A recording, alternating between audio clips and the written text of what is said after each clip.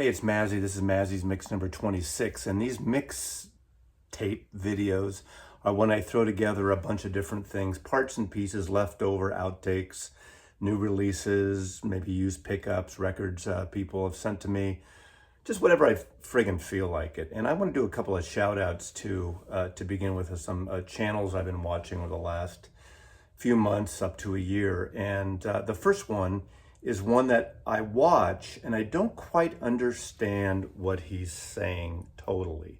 I get the gist of it. And the reason I say that is because it's all in Spanish and he's from Chile.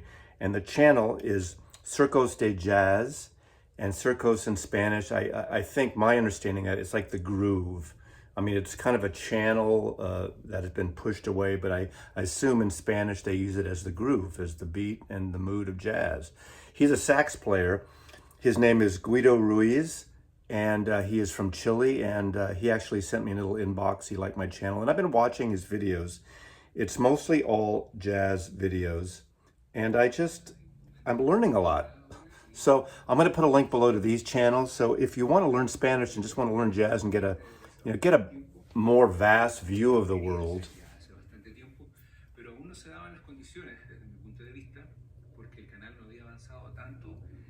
he's growing his channel too, and he's actually a sax player, I guess a jazz, soulful sax player.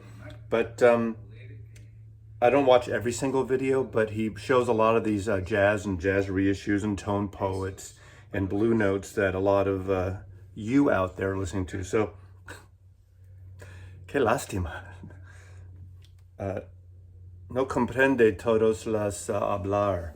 Does that make sense? Is that right? See, I know enough to get myself in trouble, so I apologize if I butchered that Spanish. But I think you should check his stuff out. Again, it's a nice way to learn a new language, and you know what he's showing in terms of the jazz record. So that's my first shout out. The next channel I want to give a shout out to, and I did once before, but I think more people need to watch his channel as well, and that's the Reverend Rock and Roll. And not only does he have the beautiful mise en scène of he uses a real camera, it looks like, not just one of these iPhones like us kind of wankers here. Beautiful lighting, beautiful thing.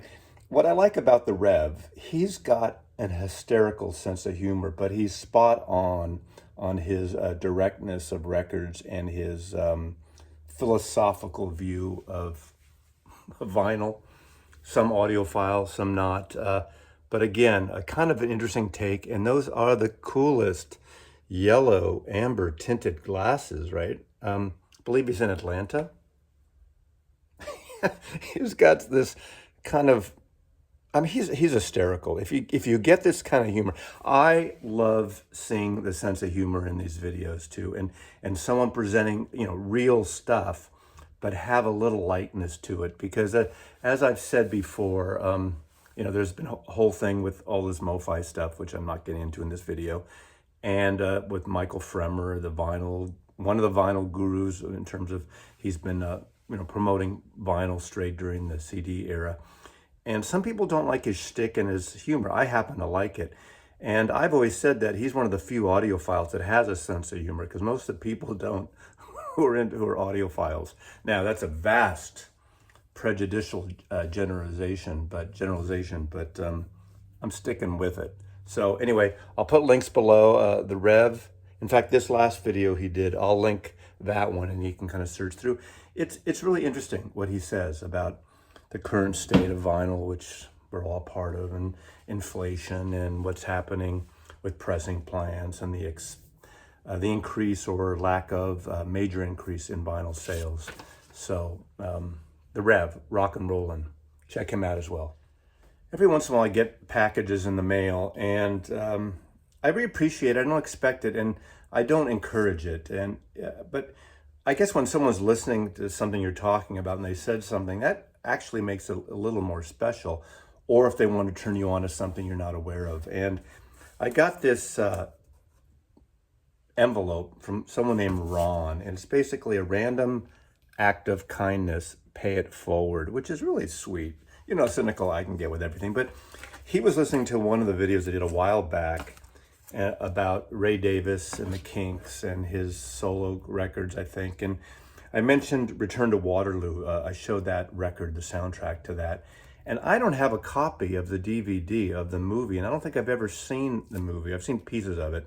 And he sent me this, he said he had a couple copies, and he sent me a double of him. One of his favorite band is the Kinks, followed by Neil Young as an artist. And so I'm all in. I just love Ray Davis. And this is that period, Come Dancing with the Kinks. Interesting. And Return to Waterloo. Is it both? Oh, it might be a double back.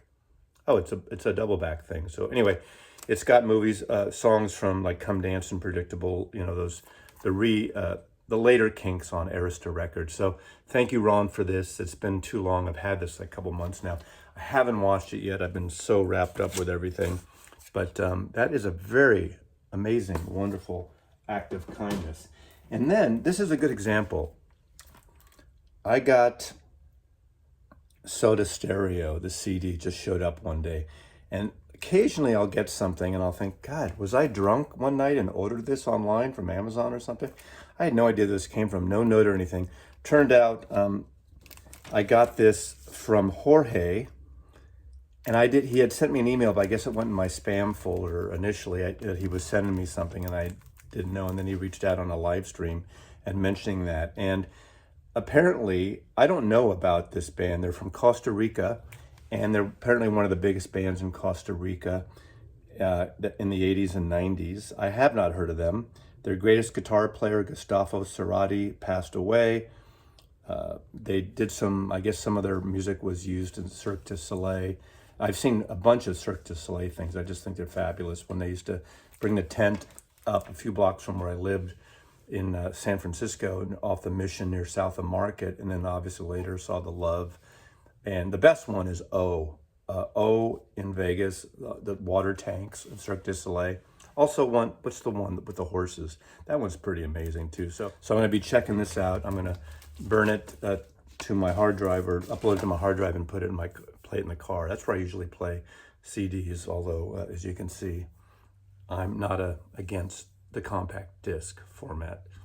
And lastly, in this little portion of things in the mail, I gotta give a shout out and a thank you, and I've talked about him before, is Tom Rashan. And I keep threatening myself, and I kind of drop the ball and reaching out, and we wanna have a chat, personal chat, and then maybe an online chat sometime.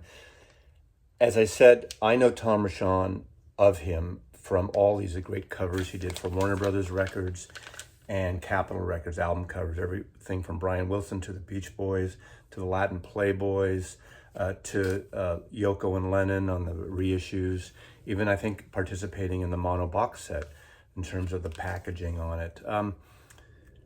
This is his album that he designed the cover and put out several months ago, a very limited edition, and I showcased this about a month and a half, 2 months ago.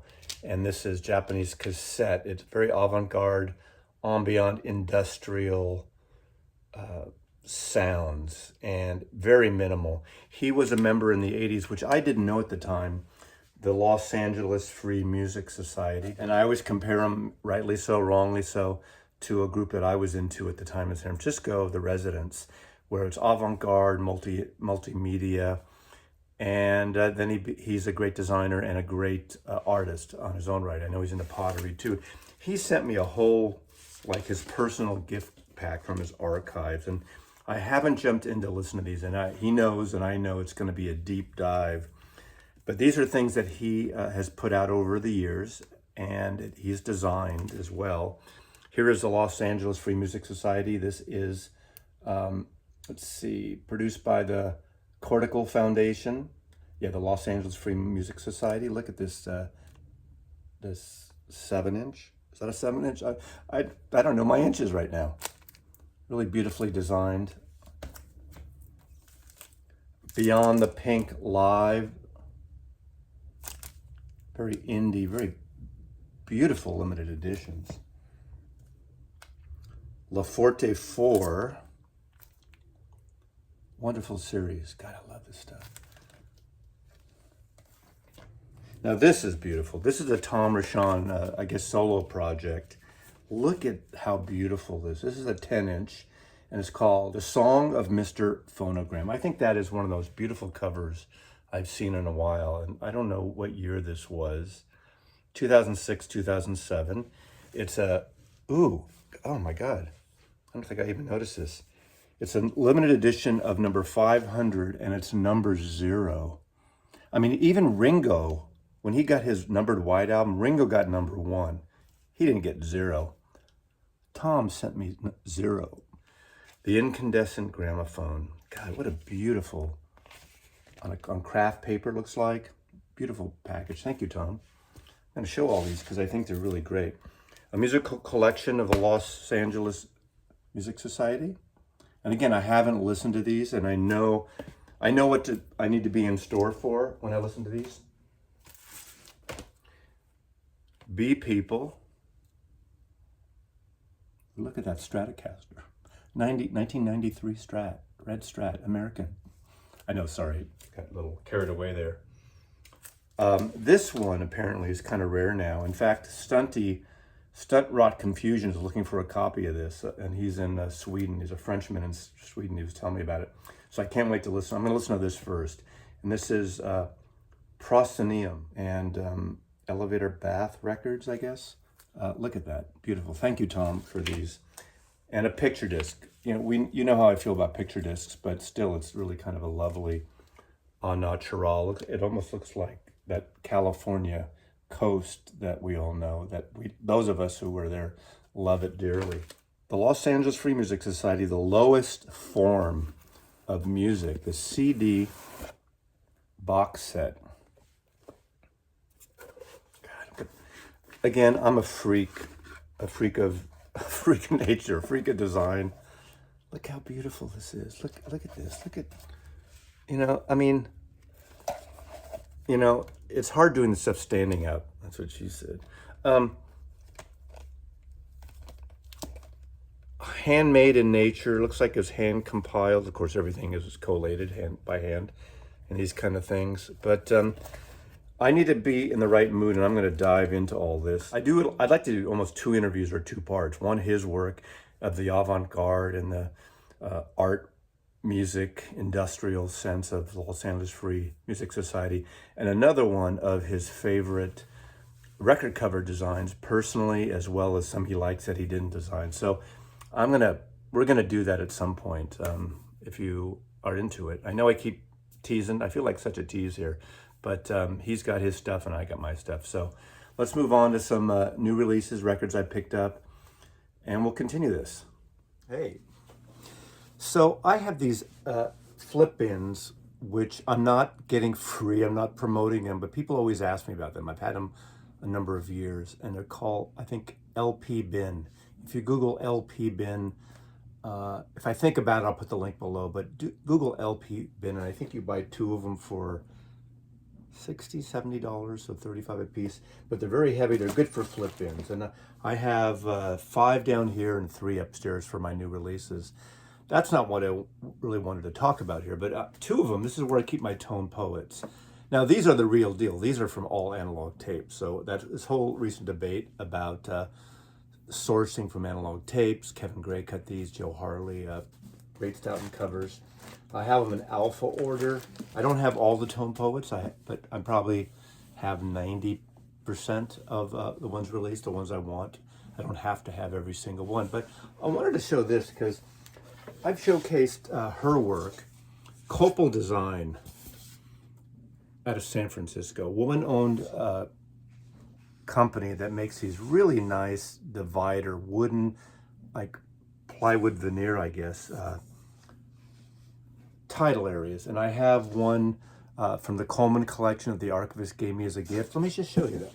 When I put all my soul records together along with the soul records I kept from the Coleman collection, the archivist had one custom made for me. I'm keeping all my soul together and calling it the Coleman collection from my buddy's collection. So these are really cool. You can get custom. I think you can do 2 at a time, maybe one-offs.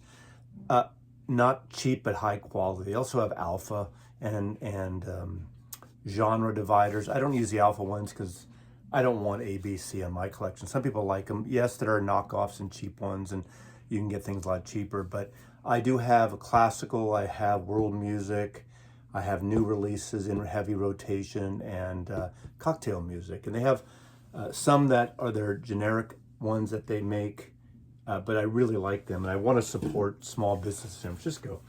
But I had my first one in a while, my custom one. I did make one, just one. I probably should have got two, one for each bin, but I just wanted one. And these are kind of fun. It's not something that's necessary. I'll put a link below to Copal Design.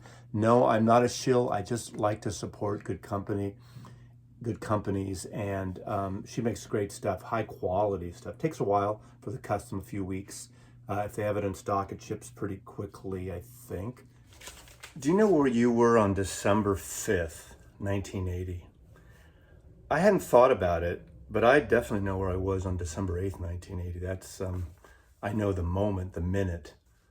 That's when John Lennon was killed. I was in the Clay Theater in San Francisco in Upper Fillmore watching Kagemusha, the Kurosawa film. My friend David, who I co-wrote the book with, managed and worked for the Surf Theater chain, the Clay, the Lumiere, the Castro, this whole chain of independent movie theaters where I learned going back to the 70s, I saw so many independent films. I saw all these great foreign films from Kurosawa, Satyajit Ray, Truffaut, Fellini, the French New Wave, foreign films from the history of cinema for free, because I was able to do this. This is before the VHS period where you can rent movies, so you had to wait till things came around. But there would be like a French New Wave week or Bertolucci, the Italian cinema, and I got to learn about cinema through going there. And the Clay Theater was on Fillmore, but their original, the Surf Theater, was way out on 46th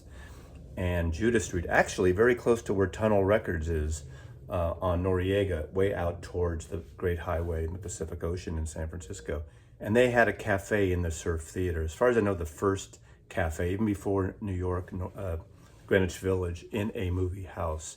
And Mel Nabokov, who ran these and started the Surf, was very famous for promoting foreign cinema in America. And San Francisco at that point had the most screens per capita of any city in the United States in terms of film, big film city. And the name Mel Nabokov, he's long gone now, was used, one of the Coen brothers films used his name as an homage because he was so into cinema. If you ever saw Play It Again, Sam Woody Allen, he's the projectionist when he's walking down the aisle. That's at the Surf Theater in San Francisco. David got me a free pass to see Kagemusha. The lights came down. The manager who got me in free, I was sitting on the aisle, said, "Are you Norman?" And I said, "Yeah." He goes, "Call Dave at the Surf Theater. John Lennon's been shot." And I, remember trying to get the quarter there was a payphone in the lobby and calling David, and he said, "Yeah, he's dead." And I, you can imagine. But I just realized that week earlier, I went to the Warfield Theater earlier that week, or the previous weekend, Friday, actually, just 2 days before. And I went to this show at the Warfield Theater, and it says Al Di Meola, John McLaughlin, and Paco de Lucia. And I was a big fan. I wasn't a big fan of the fusion of Al Di Meola that much in the 70s. I respected him. I did like John McLaughlin, Mahavishnu, but I like One Goal Beyond, his more acoustic, spiritual offering in a way. But I really love Paco, and I remember getting a copy in the 70s, 75, 6, on Island Records, kind of a greenish yellow cover of him with his guitar. I love that record. I still have it on vinyl. But I saw the show and it was fantastic. And this is the issue that came out the last few years. Impex is an audiophile label, an all analog, legitimate all analog, all sources, and it sounds fantastic. 3 acoustic guitars, very flamenco. And it's not flamingo, like Mike at the In-Groove said on one of his videos. Flamenco, guitar playing. Well, Impex just put out Saturday night in San Francisco. And what's great about this is the 6th, so this is Saturday night before the Monday John Lennon was killed. And what's great about it's a totally different set. You hear the Bill Graham, who produced shows at the Warfield as well as at Fillmore and Winterland, do the intro of this great set of guitar players doing solo, duo, and trio. And it's just a wonderful acoustic recorded record. Yes, you hear the audience. Some like to hear less audience, but I would say that if you're into that description and you like what I talked about, you know, I'd say, you know, first maybe go for Friday. This is the way it was reissued. This was never issued before. This came out on Columbia Records back in the day, back in 1981, I would guess. These recordings have never been issued before. So it's really great to have Friday night and Saturday night. This one's limited to 3,000. I think this is not a limited edition. So check it out, and just great music. And you know, I kind of think of that Friday night, that whole weekend, how I felt, what was happening to me, and then that Monday night shocker. So looking back on it, it brings a different perspective of my life and what I was going through at that time in the end of 1980. Another record I've been looking for a while, and I just came across a copy. It was a reissue for several years ago, but it's the Sparks record, Pulling Rabbits Out of a Hat, 1984 record that really didn't do very well. It was kind of one of their failures, more or less. It's got a light synthesized synth pop type of sound, but I love Sparks. I love the Mail Brothers from LA. Everyone thought they were a UK band. You have to watch the documentary, The Sparks Brothers, that came out in the last year or two. I think it streams even if you don't know anything about it. In fact, it's better if you know nothing about them. You'll be kind of surprised and in awe. Even if it's not your musical thing, it's just really a very unique, original documentary. And they have some of the best album covers continually of any artist I know. It's just hysterical. Look at that. Really funny. So Sparks Brothers, this is, I think, an import. This is on Repertoire Records. And this particular copy is really a beautiful inner sleeve. Look at that lovely label. This is something I've been anticipating, and I have not listened to this yet at all. And this is a bittersweet release. This is new album from the Sadies, the Canadian band, the Sadies. We don't need this on here anymore. The hype sticker, colored vinyl hype sticker. You know, it reflects. Take the shrink off.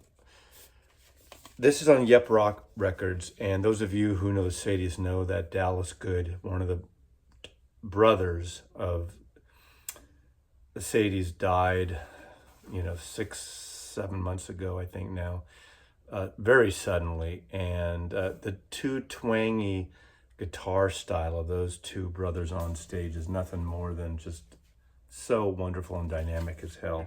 I will say one thing about this. I wish it would splurge a little bit.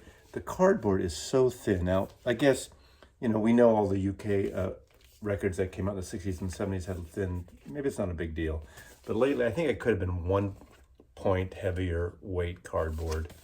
But aside from that, it's a nice package. And I haven't heard the pressing or haven't listened to it yet. But this is a beautiful baby blue cover on Yep Rock.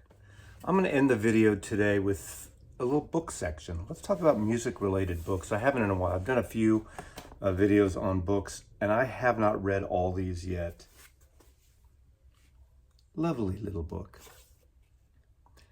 Came the Lightning, 20 Poems for George by Olivia Harrison, obviously George Harrison's wife. And this is one of the rare Genesis books that's a consumer trade book that's not a limited edition, big, giant, massive thing, which is great, I think. So it's a reasonable price book. It's got an intro by Martin Scorsese, who did the documentary on George Harrison. I'm not really a fan of that documentary, but it's really put together nicely. Again, I haven't read through these. I read a couple of excerpts before I got it, but it's peppered with lovely photographs of George. Many we've seen, some that I have never seen, and some of them taken at Friar Park, their estate, the Harrison estate on Henley-on-Thames. Just really kind of wonderful, organic. So again, if you're a Beatle fan, those of you who watch me, I'm a Beatle book collector as well. So I'm looking forward to diving in and looking through this more deeply. This is a book that I really want to read because I'm all in on the Kinks. And he's done a book before, but this is an autobiography of Dave Davis. And yes, it's Davis, it's not Davies. That's how the Davis brothers, Ray and Dave, pronounce their name. Living on a Thin Line. Again, this doesn't come out in the US till next year. I bought it through a UK vendor, and it just arrived. Really, like, it arrived in 4 days from London. I really want to hear the side of Dave's story of all this, so I'm looking forward to jumping into this as soon as I finish the last book, which I already started. And then I got sidetracked, unfortunately. It's not even a large, a big book, so it's an easy read, but it's really a beautiful study. Now, this is Who by Fire, Leonard Cohen in the Sinai. It was written by Maddie Friedman. I am a huge Leonard Cohen fan. I've been wanting to do a ranking of my Leonard Cohen records, and I will do that at some point. I started reading this, and from a personal, let me talk about the personal side of this. This is about Leonard Cohen's visit to Israel in 1973 when the Yom Kippur War hit. I went to Israel for the first time with my confirmation class when I was just about to turn 16 for 2 months in the summer of 1970. And so I'm 3 years before this in Israel. I'm 3 years after the Six-Day War, the 1967 Six-Day War. So these two events, these two major wars, I visited Israel right in the middle and stayed on a kibbutz called Tel Yitzhak in an area called Netanya, not too far from Tel Aviv. Went all around up to Haifa, to the Dead Sea, just to the borders, to the Golan Heights, Old City Jerusalem, obviously, just all around for 2 months. And it was really a turning point in my life, turning 16, for a lot of reasons. Getting away, obviously, for the first time, away from your parents. That's not just a week at summer camp. So it was a major thing. I fell in love for the first time on that trip. And so I digress, but that's why this means a lot to me. So Leonard Cohen goes to Israel almost to fight, and he's this troubadour, this singer, and it really changes his life. And this is a young time for Israel too, 40, 50, 60, 1948 to 1973. So 48 is when Israel became a state, official state. There's a lot of spirituality in this book as well. So when I finish it, when I finish all these books, I will come back and revisit them here. But 3 books, all music related, that you might want to check out. Leonard Cohen, Who by Fire. Of course, that's one of his amazing songs. Living on a Thin Line, that's a great Kinks song written by Dave Davis. And then Came the Lightning, 20 Poems for George Harrison by Olivia Harrison. So this is the end of the Mazzy mix, and I appreciate you all watching, and I'll see you next time. Mazzy loves you.